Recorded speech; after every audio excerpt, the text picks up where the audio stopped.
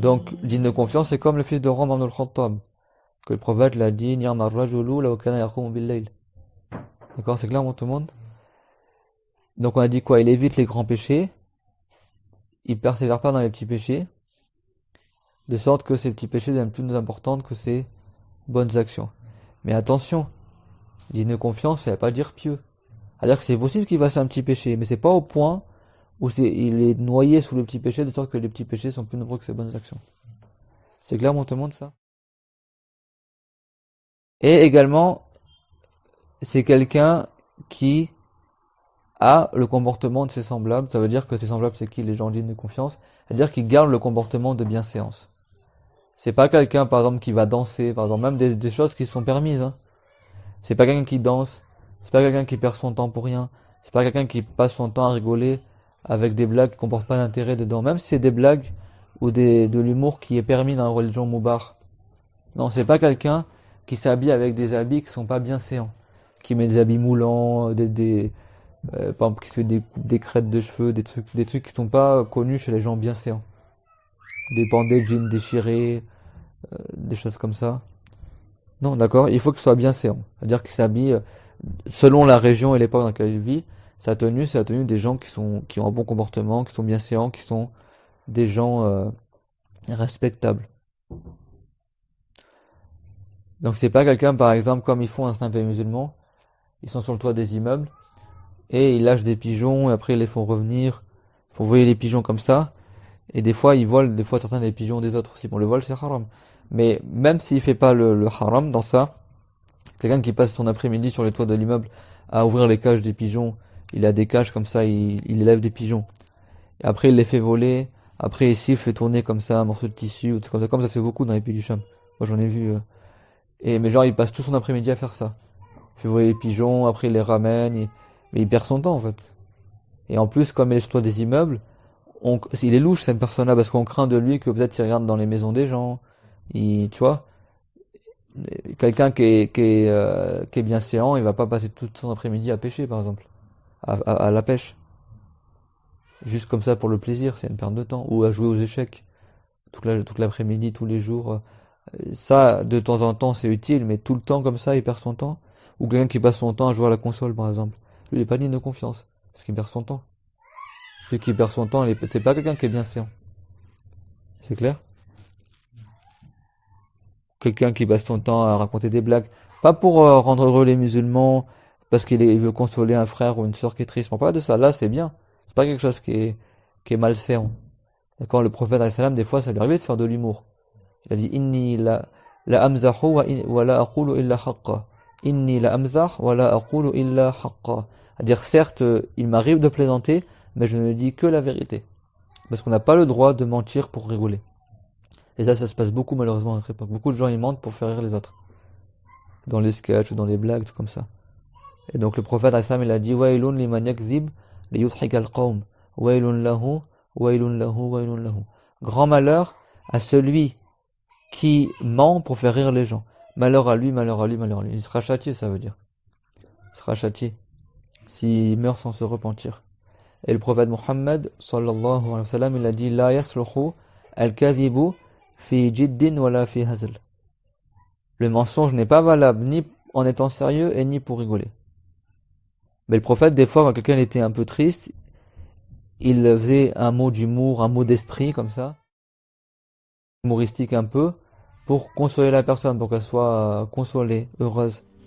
Des fois, quand les compagnons, il y avait les batailles, c'était dur pour eux, éprouvant tout ça. Une fois, il y a un homme qui est venu voir le prophète et il dit Ô messager de Allah, est-ce que tu peux me transporter sur une monture? Ya Rasulallah, ihmilni. Et le prophète, alayhi salatu wassalam, il a dit certes, on va te transporter sur l'enfant de la chamelle. Inna nahmiluka ala waladin naqa. Le petit chameau, quand il est petit, il peut pas transporter un être humain sur son dos. Et donc la personne, elle a dit mais qu'est-ce que je vais faire moi de l'enfant de la chamelle? Maza asna'u bihi.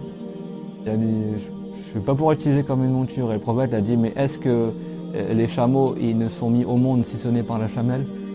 C'est-à-dire même le chameau adulte, c'est l'enfant de la chamelle. Ça c'est un mot d'esprit humoristique dans lequel il a pas menti, et c'était pour faire plaisir aux compagnons, pour leur faciliter un peu les épreuves qu'ils avaient. Donc ça, c'est permis dans la religion. Ça, c'est pas contraire à la bienséance. Mais quelqu'un, tout le temps, il fait des blagues, des blagues, des blagues, comme ça, pour rien, ou derrière, il n'y a pas une intention louable. Juste pour faire rire les gens, juste pour passer le temps comme ça, c'est pas quelqu'un qui est bienséant. Même s'il fait pas de haram, hein. Même s'il fait ses prières, même, euh, même s'il est pieux, hein. Même s'il est pieux. Le digne de confiance, c'est moins que le pieux à la base. Mais digne de confiance, il faut qu'il ait un comportement bienséant. Des fois, quelqu'un peut être pieux, mais il fait beaucoup de déconseillés, il perd son temps, ou il n'a pas un comportement bienséant, même si son comportement il n'est pas dans le haram. Donc, pas confondre les deux. Le pieux, c'est une chose, et bienséant, c'est autre chose. Bienséant, à la base, c'est pas une condition qu'il soit pieux, le digne de confiance. Plutôt, c'est pas une condition qu'il soit pieux. Mais la condition, c'est qu'il évite les grands péchés, qu'il fasse pas trop de petits péchés, et qu'il ait le comportement de ses semblables. C'est-à-dire qu'il se tient au comportement de bienséance. En France, par exemple, quelqu'un qui est bienséant, est-ce qu'il va s'habiller en jean déchiré, avec un dégradé, les cheveux colorés, toutes les couleurs?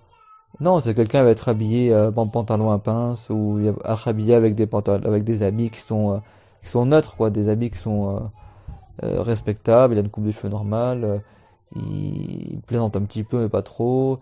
Il sait se tenir, c'est ça, d'accord? Et ça, bien sûr, la bienséance, ça varie en fonction des époques, des régions, etc.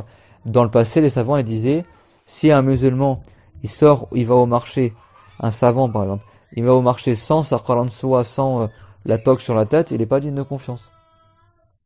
Parce que dans le passé, même en France, c'était le cas. Les gens ne sortaient pas, les hommes bienséants de conditions sociales ne sortaient jamais dehors sans couvre-chef, sans chapeau. Ils avaient toujours un chapeau. Donc, bah, dans ces époques-là, comme en France, il y a 60 ans, hein, c'est pas il y a 1000 ans, hein, ou il y a 100 ans, disons, bah, s'il y a un homme de condition comme ça, un homme genre un juge ou un savant ou quelqu'un comme ça de condition sociale, tu le voyais, il sort son chapeau, bah ça c'est pas un comportement qui est digne des gens bien séants.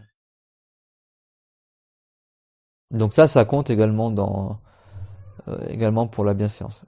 Aujourd'hui, c'est plus le cas. Aujourd'hui, plus personne n'y porte des chapeaux. Mais c'est pour vous dire que ça change d'un époque à un autre. Par exemple, chez les musulmans, tout le monde portait le khamis avant. Donc, si quelqu'un il arrive, il sort en jean moulant dans la rue, ils vont dire il est pas jean. Mais même jusqu'à aujourd'hui, si tu dis ouais, c'est le directeur du lycée, il arrive en jean moulant ou jean déchiré, tu vas dire mais c'est quoi cette tenue? Certains lieux comme restaurant ou machin, si tu rentres dans ce lieu-là habillé trop en mode en pauvre, bah, ils vont pas te le faire rentrer parce il y a un code vestimentaire en fait. Bah, le bienséant aussi, là, il y a une tenue bienséante. C'est pourquoi je fais le rapprochement là, c'est juste pour vous dire que même chez les non-musulmans, si tu vas à l'Assemblée nationale, t'es habillé en short et en t-shirt, ou sans cravate par exemple, ils vont te dire que c'est pas une tenue bienséante pour un ministre par exemple. Je dis pas que c'est une référence à prendre en considération, mais c'est pour vous dire que même chez les non-musulmans, ça existe cette notion de bienséance.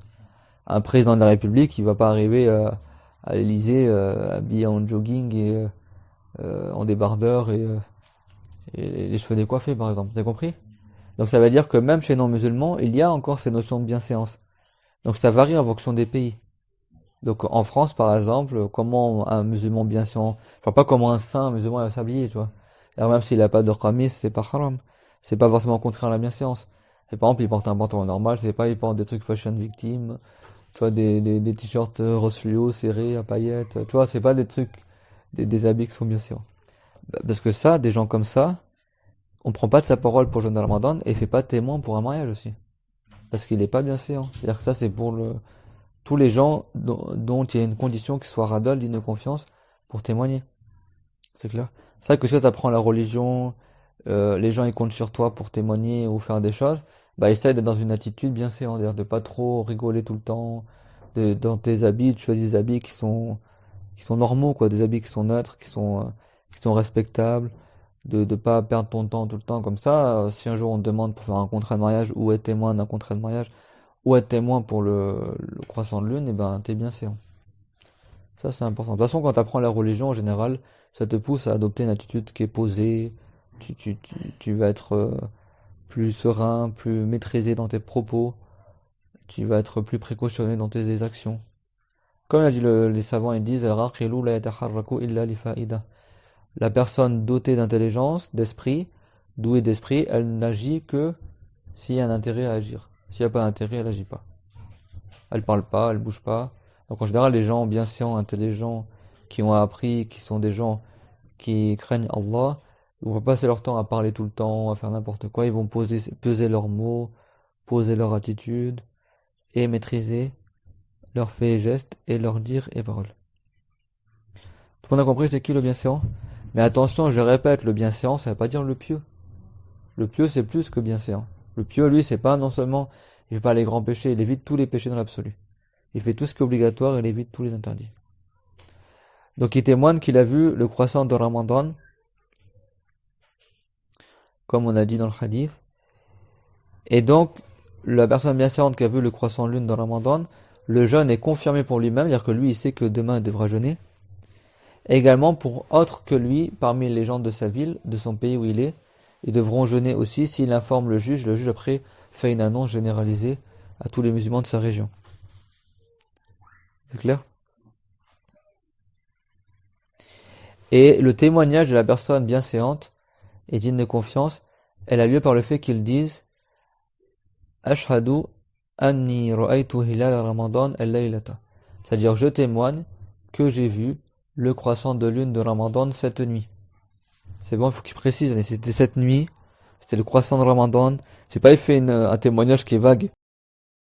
C'est pas il dit je témoigne que j'ai vu le croissant, point. Non. Je témoigne que j'ai vu le croissant de lune de Ramadan cette nuit. Ashhadu anni ra'aytu hilal Ramadan hadhihi al-layla. En revanche, s'il dit j'ai su qu'il y a le croissant de lune de Ramadan cette nuit, il n'a pas dit j'ai témoigné, il dit j'ai su.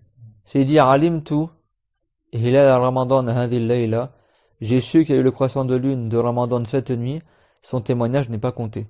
Parce que j'ai su, ça veut pas dire j'ai vu. C'est clair, donc il va dire je témoigne que j'ai vu. Et bien sûr, on va dire qu'il a vu, soit de ses yeux à l'œil nu, comme on dit en français.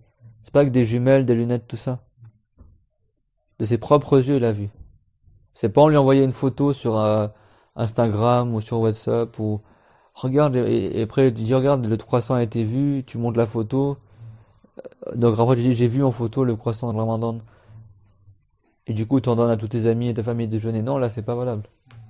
Faut que tu aies vu tes propres yeux et que la personne qui a vu ses propres yeux, elle aille voir le juge et elle dit qu'elle a témoigné. Alors dans certains pays musulmans, peut-être ça se fait plus aujourd'hui. Dans le passé, qu'est-ce qu'ils faisaient quand c'était confirmé que le croissant de lune a été vu? Soit ils tiraient des coups de canon pour que tout le monde entende, ou des fois ils allumaient aussi des feux en haut des montagnes, comme ça tout le monde le voit, et c'était des signes qui étaient connus dans le passé comme étant l'entrée du jeûne de Ramadan. Donc ces signes-là, il y a d'autres pays, ils font d'autres choses encore.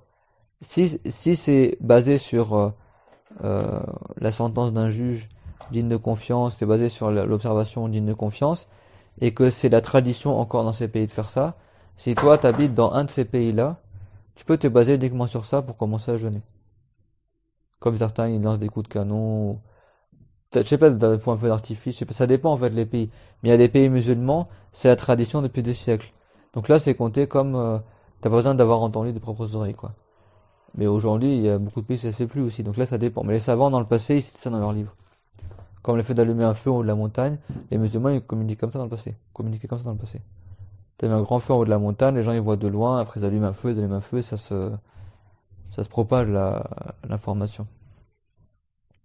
Ou les coups de canon, ou autre que ça aussi. Il y a, ça c'est valable comme preuve que le jeûne il va commencer le lendemain. C'est bon? Parce que c'est basé sur un témoin digne de confiance qui a témoigné auprès du juge et le juge leur a ordonné qu'on fasse ça. Mais si c'est pas la tradition dans le pays, ça se fait pas, tu vas pas te baser sur ça. Tu vas te baser. Alors ce qui se passe aujourd'hui, c'est qu'il y en a parmi les attentes de ce qu'ils disent en Arabie ou au Maroc ou je sais pas où. Dans l'école de Chaferie, c'est chacun pour sa région, chacun pour sa ville. C'est-à-dire que Paris, il prend pas en considération ce qui a été vu à Rouen ou à Lille. C'est-à-dire que chaque pays, c'est-à-dire chaque ville. Chacun il fait en fonction de ce qu'il a vu. C'est clair? Chez d'autres savants, comme chez les Hanafites, eux ils considèrent que si ça a été vu dans un pays, alors tous les musulmans des autres pays peuvent jeûner aussi. Dans l'école de Chaferie, C'est que à condition que la ville où l'a été vue, elle correspond à la même, tu sais, latitude et longitude, le même horaire de lever de soleil, le même horaire de coucher de soleil que ta ville à toi. Si c'est le même faisceau, pourrait-on dire, Annie, le latitude, Annie, ou longitude, Annie, de sorte que c'est le même heure. Par exemple, entre Beyrouth et Damas, c'est les mêmes heures de lever et coucher de soleil. Donc si à Beyrouth, ils ont vu le croissant de lune, Damas, ils peuvent jeûner aussi parce qu'ils ont les mêmes heures de lever et de coucher du soleil.